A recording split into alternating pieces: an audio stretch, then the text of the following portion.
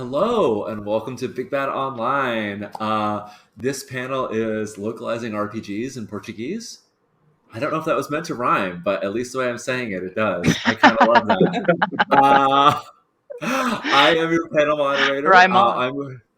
Thank you, thank you. I'm going to try and say my bit as quick as I can and then get out of the way. We have some amazing panelists, and we'll go around and do some introductions in a second.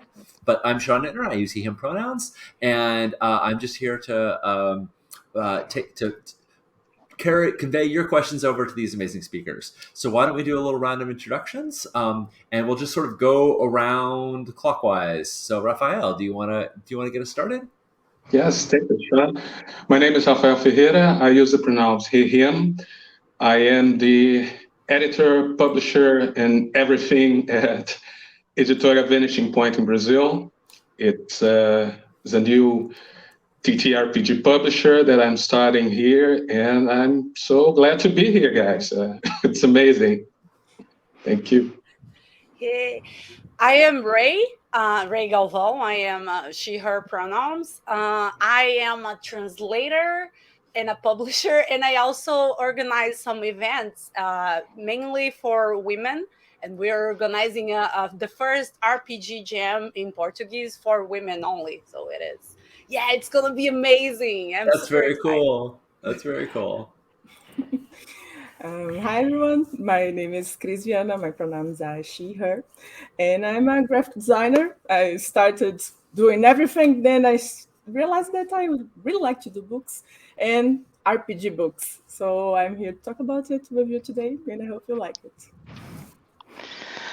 Hello there. First of all, thank you for having me.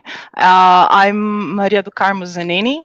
I know it's a long name, so you can call me MC for short. I'm from São Paulo, Brazil, and I'm an English to Portuguese translator most of the time, but I've also been a production manager at The Veer. That's a geek publishing house here in Brazil. I've done that job for a while. And I've translated or edited a number of role-playing game core books and reference books along the years. Some of them you might know, like Vampire the Requiem, Changeling the Lost, the One Ring role-playing game, Castle Falkenstein, and Eberron, Rising from the Last War, among others. And I'm so excited to be here. That is a very, very impressive list. So for folks in chat, if you have questions, consider that we have publisher, we have editor, we have designer, we have translator. So we have a wide variety of experience and knowledge here. Please send us questions accordingly. Let's start off with the question that you wanted to talk about in the beginning, which is talking about the challenges of localizing content in Portuguese, and that those come in all those different varieties. For everything that you do, there's additional considerations. So let's start with Chris. As for a designer, what struggles have you run into or challenges you've run into localizing content, doing art, doing layout?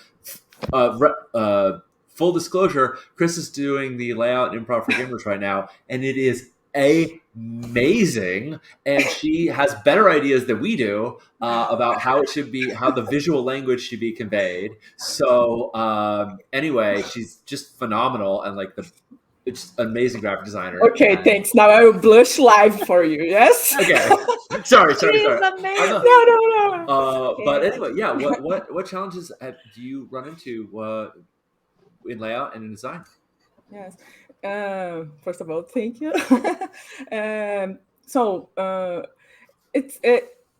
Designers will work like illusionists and detectives when we are working with this kind of project, right?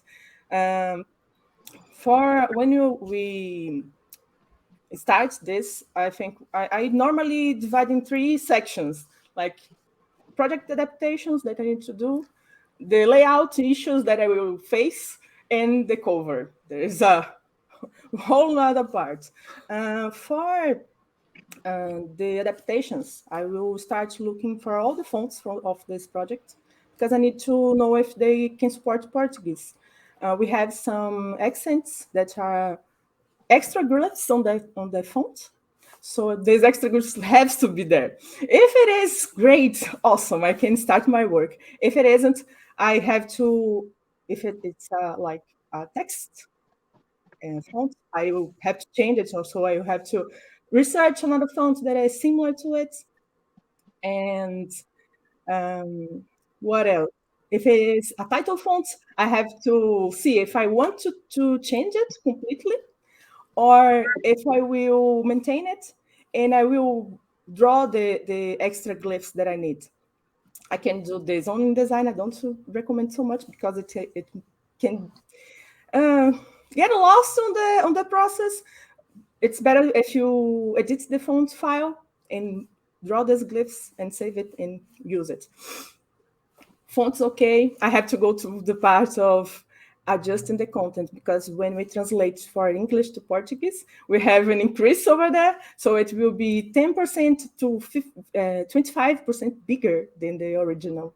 So I have to choose some pages and pick the same amount of text that I have in English, and I will see how much it will overset.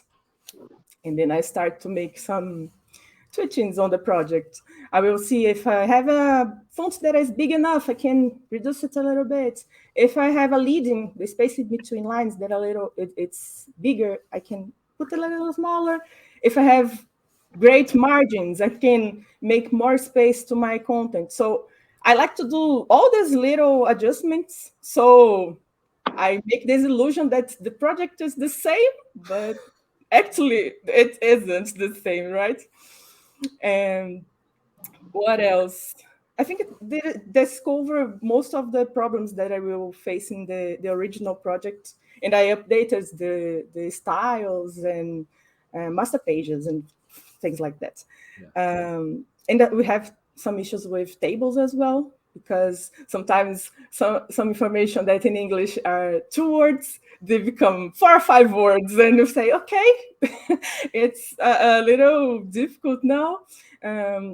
So sometimes I have seen in some projects that they squeeze the font, but this is not a solution actually, because when you talk about tables, we have to access this information very quickly, right? It's one way that we zip all the things that we have on the RPGs, especially, and put in one place so you can find it quickly.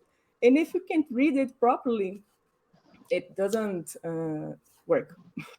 Do you So do you find that you have to go back sometimes to the creator or to the translator to sort of rework some of those words so that they, or rework some of the terms so that they can be conveyed in something shorter?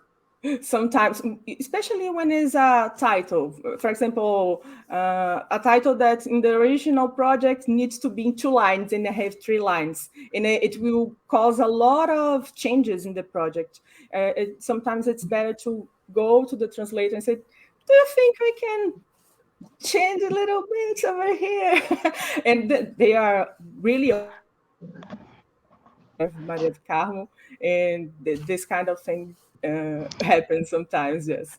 And then I usually say, no, you can't. Oh, that must be a curse. I have seen some translations raw, like before they get fixed, after just and the page flow. The fact that you can keep the Yes. page flow looking anything like the original version is amazing. It's like magic and super Yeah. science and stardust all mixed together. It's yeah, it's Yes. that's It's an awesome. illusionist kind of job, I think. But That's cool. yes, the tables, generally I will change the font to a font that was originally made to be condensed. So you don't have to squeeze the font. Please don't do this to fonts. My heart hurts when you do this. So then I will go to the layout part when all the modifications are done. In the layout, normally I will have problems with alphabetical order because when we do a book from scratch, we have to do this kind of written to the pages, and sometimes we have much content in a place and we put an image to rest your eyes a little bit so you don't get overloaded with all that information. But when we change the order of the information, sometimes these images will collide in the same place because the images are related to that content. So if you have a list of magic spells, I don't know, and these magic spells will change positions and the images also. So it is a bit tricky. Sometimes you have to cut an image from the book. This is so hard to do. Don't know how, because the illustrators that are in RPGs especially, they are amazing. And I said, no, I don't want to do it. But it is an issue that we have. And sometimes I have to translate things that are in the image as well. Like we have a poster in the drawing, or we have an exit sign, for example, on drawing. So I have to edit it to translate it and make it seems that it was always this. I don't know. And sometimes I have to blend it with the original image to make this feeling, right? At least exit is a small word. When you have a big word to put in the Yeah. I can only imagine the times I've had books translated, and sometimes people have asked for the source art, and sometimes I don't have a layered version of the art. Yes. So I can only imagine the times you have to go in Photoshop and like rebuild something because you can't get the source to Yes, do it right. You have to kind of write over it and clean it this up. is something that would help us a lot. Please let the layers open on Photoshop. Don't flatter it. Smart objects. Smart objects. So MC, on that note, just as Chris has to figure out how to put everything in place when you're translating, how do you deal with situations where there might be 5 different, where you might have terms that don't match up? Like you might have 5 different terms for something in English, but only 1 or 2 in Portuguese. What do you do to preserve the intent when you're doing the translation? You go medieval. Or you make up entirely new words, oh boy.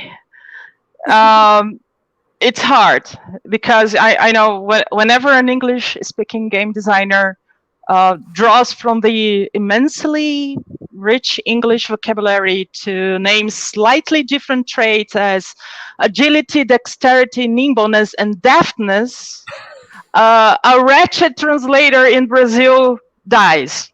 Okay, because most of the time we do have a huge lexicon, a huge vocabulary of words in Portuguese, but most of them are medieval and we don't use them anymore. So if you don't want to alienate your readership, you have to stick to modern Portuguese and modern Brazilian Portuguese, but sometimes we don't have that luxury. Yeah, I use destreza to translate dexterity and agilidade to translate agility, and I'm out of words now. Do you ever go back to the English author and say, "Hey, can I merge can these be the same thing?" Or do you have to push back on the whoever created it? No, I usually only go to the original authors when I don't know exactly what they meant when they wrote something. And this kind of problem, it's my problem as a translator. I have to deal with it. I have to find a solution. And what I usually do is, besides trying to find a medieval word for You really that. mean medieval. You really mean a word I do. Yeah. I really do. A millennium. Okay, cool. Or more. No, about 600 years or so. Okay. But no, I usually I have to expand the semantic field of my search. I don't know if I'm making myself clear in English, but it makes perfect sense in Portuguese. It now makes sense. I understand. And sometimes that's important because sometimes I have to translate something for a word that's not exact. It's not. It does not translate the exact meaning of the original English, and my readership goes nuts on me, and they start complaining because this word doesn't mean exactly what was in the source. And they want, and they no, we say, as we say in Portuguese, they want to eat my liver when it happens. But So it are they happens. really like fact checking you? Where they're like, here's the Yeah. English version. Oh, they do. Yes. Yeah. They do. They do. That's fun. So what happened? Have you ever had to, if you've had something that just doesn't make sense in Portuguese, or something that doesn't translate well, have you ever had to just overhaul something and say, this is like my take on it. This is how we're gonna handle it in our version.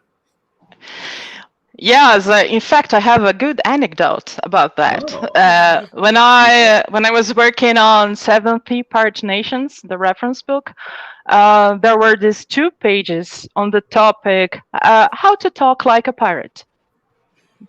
Nice. Oh, wow. These 2 pages, they covered grammar, phonetics, and idioms of pirate talk.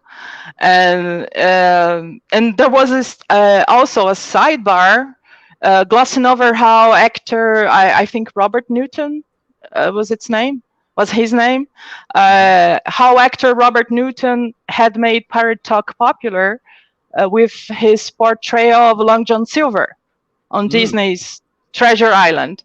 Yes. And so he basically got the Welsh accent and made it popular as pirate talk. And you know, there were 2 frigging whole pages. And as far as I know, we don't have a pirate talk in Portuguese. We don't have anything like that. We have sailor talk, but not pirate talk. Yeah, it's very different. It's very different. Sailor talk is a dialect. It's not an accent. Yeah. It's a dialect. We do have those, but not pirate talk. And so I couldn't simply edit those 2 pages out. It was far too much text. So I made it up. I made a pirate talk in Portuguese from scratch. I made it up, the whole thing, grammar, idioms, phonetics. And I mixed up Azorian Portuguese, Brazilian dialects, a little bit of Spanish. And so I ended up co-writing those 2 pages, not instead of simply translating them. So the title, when we see your name in the credits, MC, as translator, is very underrated, because it should also be called like linguist and language builder. That's amazing. Ray, you also do both translation and editing, right? Yeah. So when you're choosing, I mean, please tell me about translation as well, but also tell me when you're looking for titles to translate, what are you looking for, and also what are you concerned about when you see something, about tone deafness, about issues that might be in the books that you're looking at. Yeah. Well, I'll kind of make a bridge between the translator and this, because I think Rafael has more background about choosing the specific books. Because when I work as a publisher, I work at reading the material and analyzing it. So there is a process in the publishers here that we read everything that comes. We have book fairs all around the world, and then we read the materials and judge them. So how much will Portuguese people, Brazilian people actually accept this? How will this fit? Is this game? Do we have another game that is very similar that was in the market recently? So can we compete? And we analyze this, and then we make a report and give it to the main publisher. That in the case will be Rafael, and he will judge this and see if it's his publisher.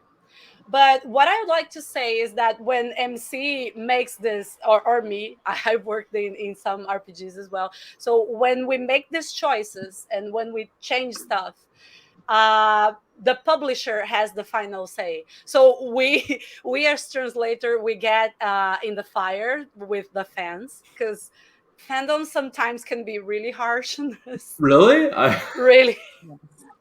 They can, and because most of them, they read the materials in English. I was translating City of Mist recently, and there was this band of red caps, but it is City of Mist, so they are like normal people, but they are also red caps. So they have a gang of guys with red caps. Nice. So yeah, so that was a difficult translation, but I sent some possibilities to the publisher, and then he decided, and I'll go with that, because I don't want this responsibility, and I don't want the fans on top of me. But when we're dealing with there are things that we cannot take away from RPGs. When we were translating Deadlands, for example, when I was working on Retropunk, that is the Brazilian publisher for Deadlands, we have some cultural issues here in Brazil. We have indigenous people here in Brazil, and they're not the same as American natives. We have very, very distinctive groups of people.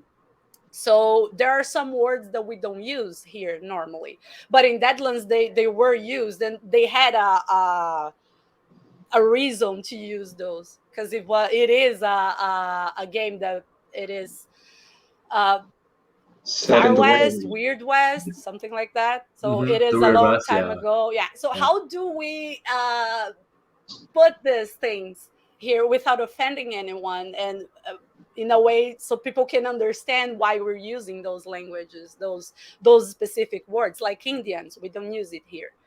So we have to make notes, and we have to make as a person that talks a lot with the publisher and works in the publishing project, we had to make a marketing campaign so people could understand what we were doing. So there were no reason for anyone to be offended, or what is worse, in my opinion, for some gamers to offend people, telling, oh, they use this word here, so we can do. So there is a big work, I think, that you can make with the translator and the publisher to get to an understanding, and so everyone can make a marketing campaign to adapt some stuff with the community to work these things that happen. I don't know. This kind of. Yeah. Do you find that in other areas as well? Like when you're looking at queer content or religious content, that Yeah. there are sensitivities that we will have, and they may not be the same. Or do you find that they're often the same sensitivities, that you often find things that sort of match with your own, ethical values, or do you run into conflicts there as well? Well, we have a lot of things in common. We have queer people that think all the same. But what I think the biggest problem here is the colonialism in American RPG mostly. Mm-hmm. We got a So lot of it. yeah, We seem to be big fans of it. yeah. Either telling colonialist stories, yeah. And sorry, go on. No, It's a yeah, problem. we have that. It is a problem. So sometimes you don't get to adapt this. I don't think American publishers and American authors should get away with it. So I think we should translate those. But I think we should make notes and talk with the community and stuff. But it is hard sometimes because some things that some things are cultural. I mean, the Deadlands problem, it was a thing that is completely different in America than it is in North America than it is in South America, because we have a different relationship to our indigenous people. So it is, you kind of have to adapt and you kind of have to go, but the problems are always the same. You guys know what the problems are. Yeah, We yeah, know what the problem. we know, and yet you keep seeing them over and over again. But it is the same problems. It's the same thing. Yeah. At least the problems are familiar. At least you. And I feel like you've given Raphael the enviable or the not enviable task of saying, like, when it comes down to it, what products are you picking? You know, it sounds like you do get a lot of suggestions about things that you could pick up. But what is really exciting to you, and what do you seek, and what are things that you don't have to name names, but what are things that you often end up avoiding? I'm going to speak through my limited experience. I'm studying publishing house, so I'm on my first titles. But I look for innovative titles. I look for titles that are that speak to the issues of the time and of the times. And today, queer issues, Black representation, marginalized communities, all those things are on my mind when I choose titles. Even if the game itself doesn't seem to tackle those issues, the concerns of the designer when they create in the game, they come through on the title, on the themes of the game. For example, right now I'm working on Palanquing by Genders of Legend Publishing. Mm-hmm. We are doing a Portuguese version of it. And it's interesting because in Palanquing, characters, because it is in English, characters don't have a gender. He managed to create character classes without gender, but when you translate it to Portuguese, that's an issue because Portuguese is a gendered language. So how do you do that translation? Fortunately, Jason also speaks French, which is another language that's gendered. So he had that in mind, and he created an extra paragraph. The characters are now have genders, but there's a paragraph that allows the players to create, not allows the players, but gives that incentive to just consider whatever, explain the issue that Portuguese is a gender language, so that's why the characters have genders. It was not intentionally done like this originally, and it creates a possibility, because I think it's important to have that written on the game, that you can choose the gender of your character, any gender, any race, any characteristic that you want to put in any of the characters is all allowed, because the idea is that everybody's allowed to play, everybody can be one of those characters. So when choosing games, I like to have that in mind. I have to keep that in mind. I have that in mind. I like to have games that translate that idea as well. And other things that I'm interested in pursuing are games from different authors, not always white Americans or Canadian. I'm looking for people from the Philippines who have a thriving and fantastic game design culture that's being noticed and rightfully so, because they have great designers. Absolutely. I have there's the Latin RPG Latin also, though we have Brazilians, but we also have Central American creators. We have I don't know, the internet allow us in these days contact with so many cultures and so many voices that so different voices that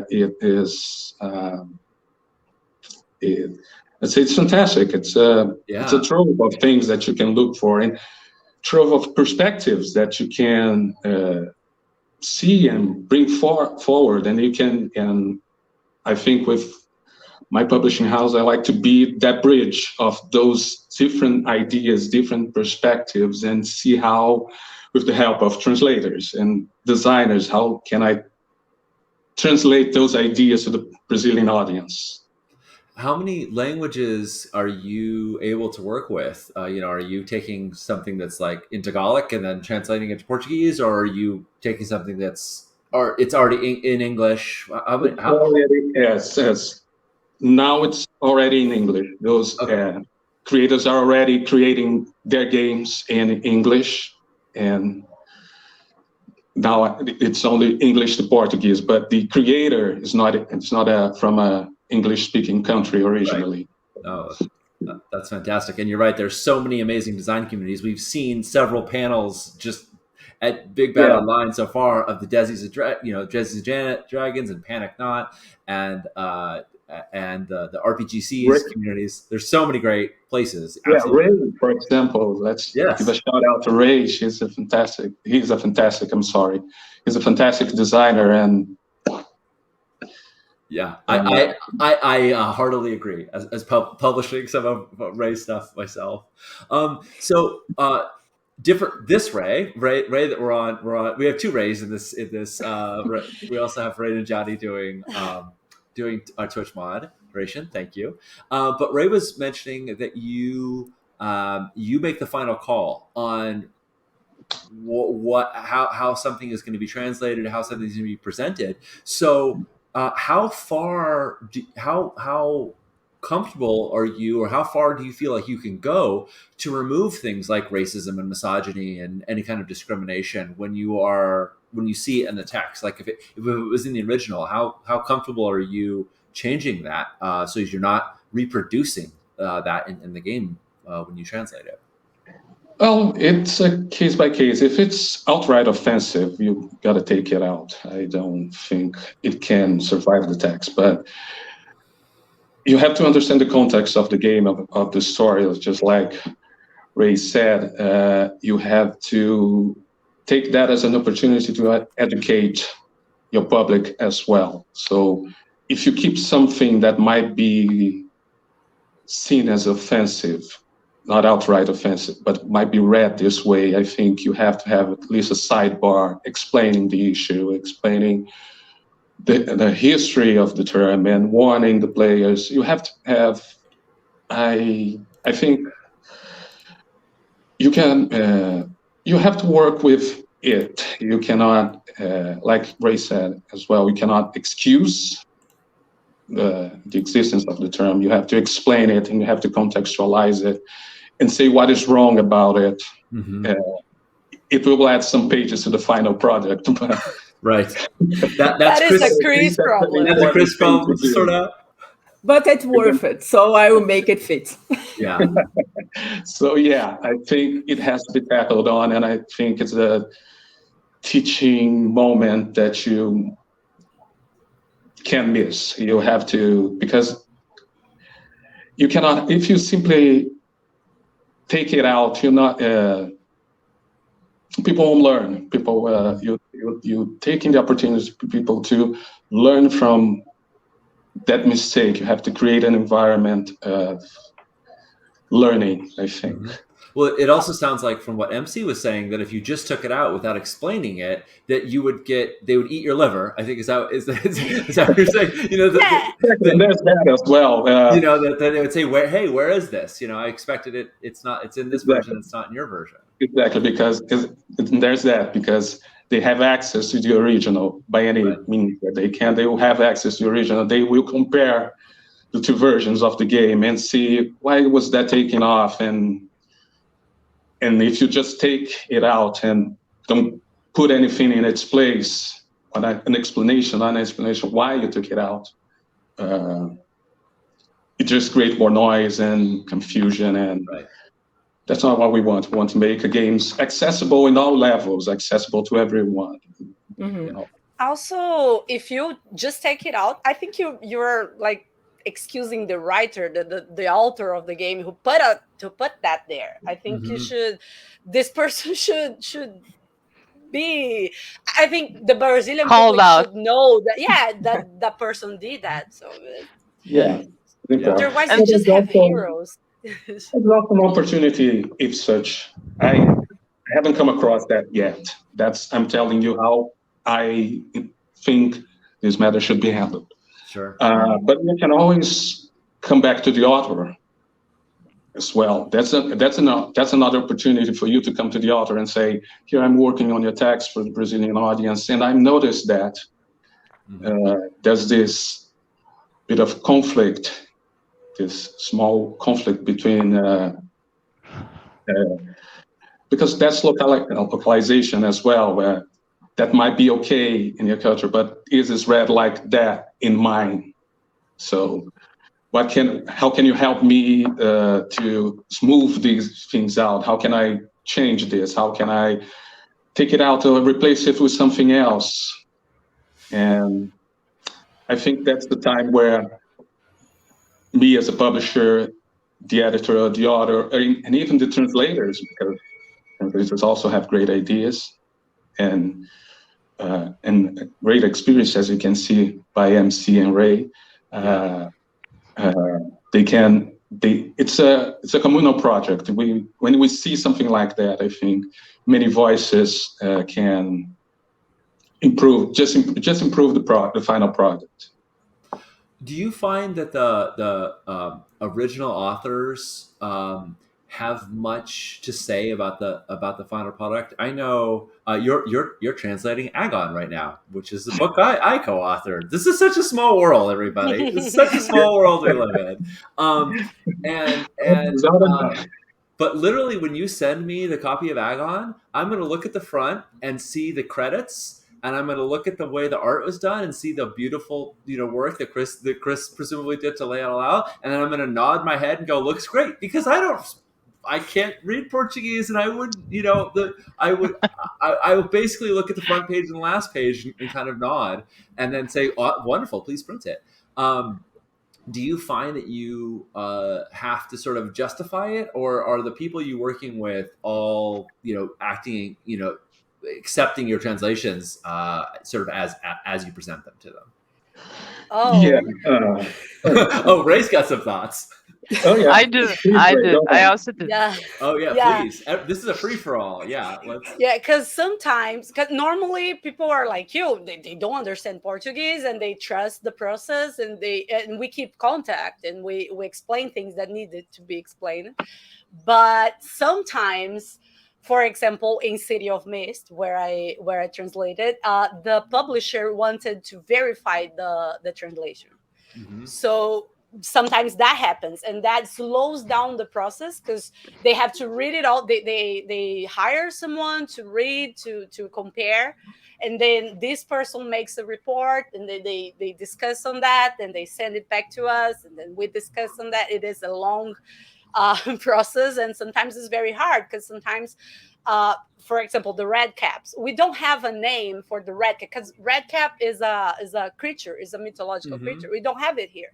So how do we make this translation? How do we explain it, and so everyone can accept it? And sometimes it's hard, but it works after a long time. After a long time, delays. Yeah. MC, it sounded like you also had some experience with this. I was going to say that back in the day, we had a much more leeway to deal with those things because editors and publishers wouldn't mind. We've made changes. I remember Werewolf the Apocalypse in his it was the second American edition, but it was the first Brazilian edition, I think. And De Veer made a lot of changes in artwork and in writing, in the in writing and such, and nobody said a thing. Anything. Yeah. Because nobody Because they was couldn't giving read it. Yeah, back then, nobody even checked if a licensee was doing their work this way or that way. Nobody cared. But and now we are talking sometimes big companies like Wizards of the Coast and Hasbro, and they want to make sure everything is on par with their quality criteria. I don't know, and it's getting harder and harder for a licensee to make changes. I sometimes I think that is the proximity to the communities now with social media and this thing. I had a US publisher that contacted me once to I want someone to read the content that was translated because the community are saying that it wasn't being translated well, etc. And I think they are going to the source to ask things, you know. So I think the responsibility is on everybody's lap now, in ours and in the with the company, the publishing house as well. That had this. No, totally. And Brazilians can be loud on Twitter, especially.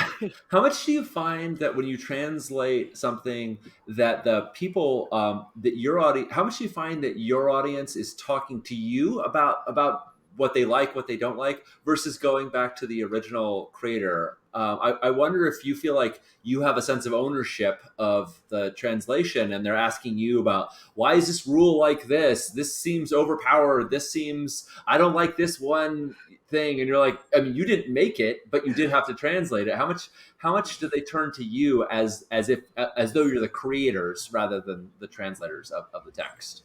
Do you see that? I don't know about MC, but when I translate an RPG, I get called in every Twitch channel to explain the game and teach everyone how to play it. And it is very because you know the text, so you get a little responsible for that. But you can always say, no, that was not me, that was the author. And they accept that. The problem with the Brazilian community is that sometimes they have a very specific idea what a term should look like. And when they are wrong, and it is often, people are wrong. Gamers are wrong, Ray? I don't. Wow, they get sometimes they get very, very upset, and then we had some big issues in some for D&D, for example. We had some terms that were translated that people didn't like, but they were nice translations. It was okay, but people didn't like, and they made a lot of noise, and it was very hard on the translators. More love to the title, more hate to the translation. Yeah, that doesn't seem fair. With everyone all has the problems opinion. in the source material. I mean, there's plenty of rules that don't make any sense the first time around. It's not your fault that they don't make sense after being translated. Yeah. Sometimes I had rules when I was translating Retropunk RPG. It is an amazing RPG, by the way. There were some rules that I didn't understand, so we had to send a lot of emails to the author so he could explain them to us, and it was hard, but we got through it. We only have a couple minutes left. We got about 5 minutes left. I have one. This was not a question from chat, but this is my one question I have: is do you see games going the other direction? Do you see Portuguese games created in Brazil, written originally in Portuguese, being translated into English or any other languages? Is that happening as well? Definitely. Right now, for example, what's the name of the game? Kalimba RPG is on Kickstarter. It's a fantastic Brazilian game about African cultures. It's a fantasy game based on African cultures, as it has been released in Portuguese, and now they're trying to try the bigger market through Kickstarter. It's a beautiful game. Yeah. The beautiful game. There's another one that I think is based on Forge in the Dark that came out, Cyberpunk, also by tell me more. I think it's already been kickstarted. I think it was quite successful in Kickstarter, but Cyberpunk by Emmanuel Melo. Mm-hmm. It's a cyberpunk condensed version of Forge in the Dark. It's a Forge in the Dark game that's by Brazilian creators. There's a number of games. I'm sorry, I'm not remembering. Oh no, it's fine. I didn't mean to put you on the spot and say name them all, but it's very encouraging to hear. It's really exciting. Yeah, if you look, we have RPG Latam, and if you go into Itch.io, you'll see there are a lot of Brazilian creators creating games directed into English as well. English. Yeah, and there's the OSR community as well. Yeah. Diogo Nogueira has published I don't remember something in Sinister Spells. Something Swords and Sinister Spells by Diogo Nogueira. We also have Into the Bronze. That is an amazing game from the Mesopotamic era, and it is a Brazilian game that was created by Guilherme Gontijo. It is very, very cool. It's an OSR as well. That is fantastic. There's a lot of. I'm sorry. I have to say, there's a lot of designers in Brazil that are just fantastic, and they are trying to reach out to new audiences. Yeah. Where do you think is the best place for somebody and an American audience to find works in Brazil? I mean, I know you mentioned Itch as a strong hub, but are there other sort of collections, other places people should be looking to see what's happening, what's being created? Ray, do you know any? Ray is There's a website that I forgot the name. There are lots had of Dungeonist, but it just closed. We have this place. Yeah, unfortunately. Well, if you think of anything, we're gonna have a post panel chat at the end of this. You're welcome to join. People might have some questions. Just so that we don't get cut off, I wanna have us all close out and just please. We got just a couple minutes left, so. Why don't you tell us again a little bit about yourself and where we can find you and your work and whatnot. So I'm going to go. I switched up the order, but MC, let's start with you, and then we'll go around. Oh well, I have a Linktree page. I've just started it, so there's nothing. That's not much there, but you can contact me through there. Through the Linktree page. It's Linktree /TheMCZANINI. Awesome. And then Ray, how about you? Where can folks find you? Well, people can find me with @Ray Galvão. That is my name. But I also sent my Linktree here in the private chat. I blog a lot. I do Twitch. I am on Twitter. I do stuff. So you can contact me. Normally I speak Portuguese, but if you say, "Oh, I speak English, can you help me?" I'll be there. Fantastic. How about you, Rafael? Well, you can find me on the Twitters. I'm @TheVanishingPNT.